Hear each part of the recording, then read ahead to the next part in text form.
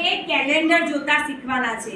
આપણા બધાના ઘરે કેલેન્ડર હોય છે, પણ આપણને કોઈને જોતા આવડતું નથી। આપણા બધાનો હેપી બર્થડે આવે છે, તારીખ ખબર છે 4 તારીખે, 5 તારીખે, 20 તારીખે, પણ કયા મહિનામાં કઈ તારીખે જોવું એ આપણને કોઈને ખબર નથી। તો આજે આપણે એક આ ઉદાહરણ પરથી કેવી રીતે કેલેન્ડર જોવાય તે શીખીશું।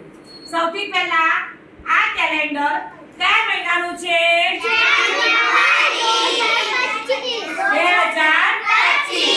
જાન્યુઆરી મહિનાનું 2025 નું કેલેન્ડર છે। હવે તમે જુઓ કે આ મહિનામાં પહેલી તારીખ કયા વારે આવે છે? ધારો કે આ મહિનામાં આપણા મસીરાબેનનો જન્મદિવસ છે। મસીરાબેન ઉભા થાઓ તમે। હવે મસીરાબેનનો જન્મદિવસ જાન્યુઆરી મહિનામાં 2025 માં છે। જો એમનો જન્મદિવસ 16 તારીખે હોય, મસીરાબેન 16 તારીખે હોય તો કયો વાર આવશે? ગુરુવાર। કયો વાર આવશે? વેરી ગુડ, બહુ સરસ। અલ્લેબેન ઉભા થાઓ। જો તમારો જન્મદિવસ 21 તારીખે હોય તો કયો વાર આવશે?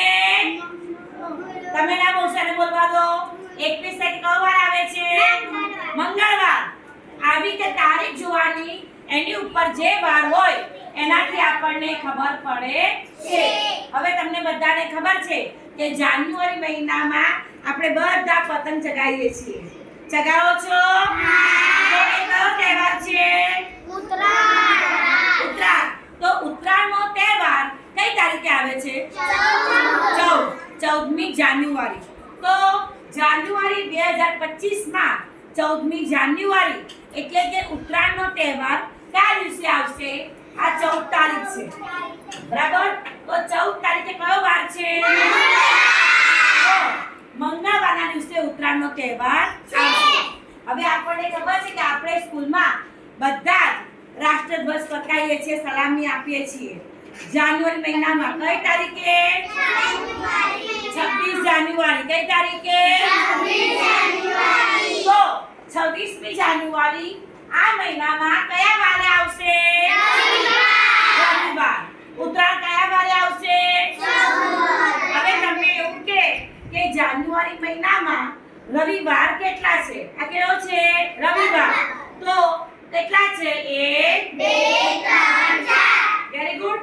હવે તમને એવું કે જાન્યુઆરી મહિનામાં શુક્રવાર કેટલા છે? ગણો। 1 2 3 4 5। કેટલા શુક્રવાર છે? હવે શનિવાર કેટલા છે? ગણો તો। 1 2 3 4। મંગળવાર કેટલા છે? 1 2 3 4। આવી રીતે કયા મહિનામાં કેટલા વાર આવશે તે પણ આપણે જાણી શકીએ છીએ। આ કેલેન્ડરની મદદથી કઈ તારીખ કયા વારે આવે છે, કેટલા રવિવાર આવે છે, કેટલા સોમવાર આવે છે, કયો તહેવાર કયા વારે આવે છે જાણી શકીએ છીએ। તમારો જન્મદિવસ આ મહિનામાં આવતો હોય તો એ દિવસે કઈ તારીખ છે અને કયો વાર છે તે આપણે આગળ જાણી શકીએ છીએ। બધાને ખબર પડી? Thank you.